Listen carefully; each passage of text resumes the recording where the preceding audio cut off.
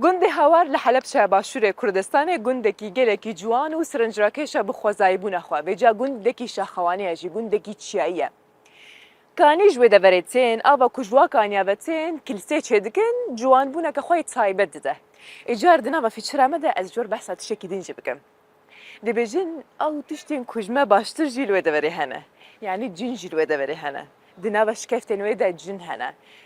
خەلکێن وێ دەڤێت دبێژن چێ؟ دبێژن ئەم زارۆکێ خۆ بووی تشتی دەترسینن ji ber ku ew devera kum behsê dikin em dibêjin ku cin lê hene ew dever piling lê hene beraz lê hene em bêjin gur lê hene ji ber wê jî bo zarokên me nerin wan deveran em dibêjin cin wê deverê hene vê cer di nava fîçera me de bêhtir nas bin.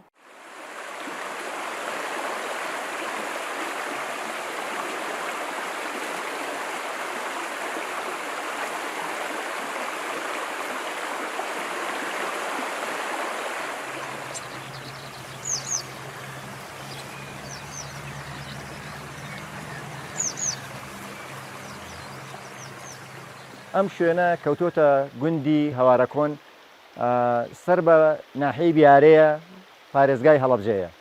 لەناو ئەم گوندا شوێنێکی سروشتی جوانی تایە لەناو خەڵکا بەناوبانگە بە کوونەجنۆکان. بەڵام لە ئەسڵا ناوی بەڵخیە هەروەها باخێکی تایە بە ناوی بەڵخیەوە هەر بە بەڵخی بەناوبانگە. سروشتێکی جوانی هەیە ئەویش سەرچاوەی گرتووە لە شتێکی سروشتیەوە کە کانیەک تقریباً بە 50 مەتر لە سەروی ئەم شوێنەوەیە بەهاران هەڵە قوڵا ئەو ئاوەکەی هاتە دەرەوە بەڵخی پێوە بوو ینی کلسی پێوەیە بە مروری زەمن ئەم کلسە دروست بووە و سروشتێکی جوانی دروست کردووە.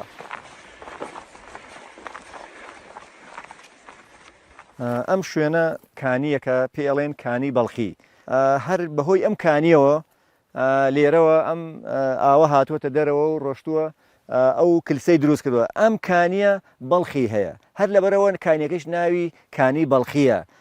بەهۆی بێبارانی و وشکە ساڵیەوە ئەم کانیە وەک کانیەکانی تر ئاوی نەماوە.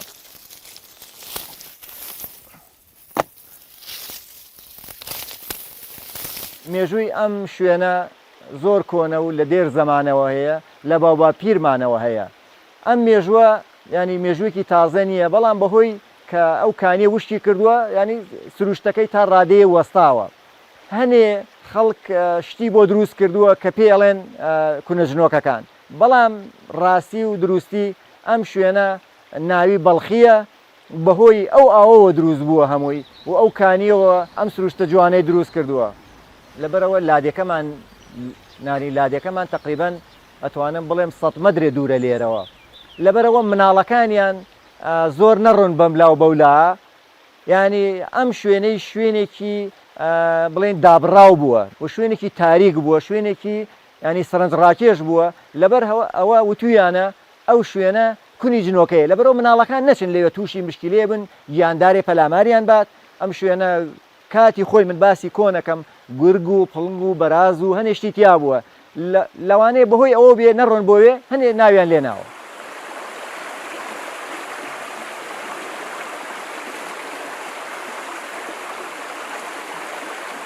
ئێستا ئەم شوێنە ڕاستی لە هەموو شوێنێکەوە یەن بۆی لەبەرەوە سروشتێکی جوانە سروشتێکی سەرنجڕاکێشە تەماشەی کە لە خۆتەوە شتێکی جوانەوە ماوەتەوە وەک خۆی و بە پاک و تەمیزی. هیوادارم ئەو گەشتیارانەیە کە ئێنە ئەم ناوچەیە تکایان لێ یەکەم باز زۆر ئەو سروشتە جوانە نەشێوێنن با مۆرکی سروشتی پێوە دیار بێ.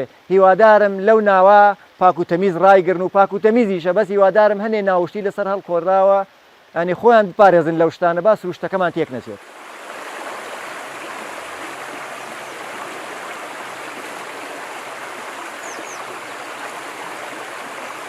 هەڵکەوتەی ئەم شوێنە وا دروست بووە کەوتۆتە بینی ینی لە قوڵاییەکایە ینی هەموو کەس بە ئاسانی ناتوانێت ئەم شوێنە بینێ لەسەرەوە لەبەرەوە زۆر لە شوێنێکی چاڵاییە و هەموو کەس بە ئاسانی ناتوانێت بێت لەبەرەوە شوێنەکەی سەختە ڕێگەیشی نییە ینی بە ئاسانی هەموو کەس دەستی ناگا بەم شوێنە.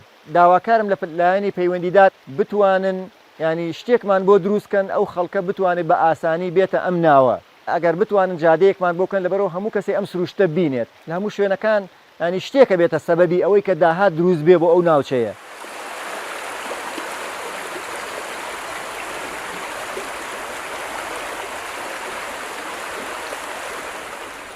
بەڵێ ئەمە کەوتۆتە گوندی هاوارەوە و لە ناو جوگرافیای کوردستانە، بەڵام ئەمە مڵکی هەموو کوردستان هەموو خەڵکە، ینی خەڵک ئەوێ هەمووی بیبینێت و داواکارم لایەنە پەیوەندیدارەکان بتوانن کار ئاسانیەکمان بۆ بکەن لەبەرەوە ئەو خەڵکە بە ئاسانی بێتە ئەم ناوە سروشتی ئەم ناوە بینێت.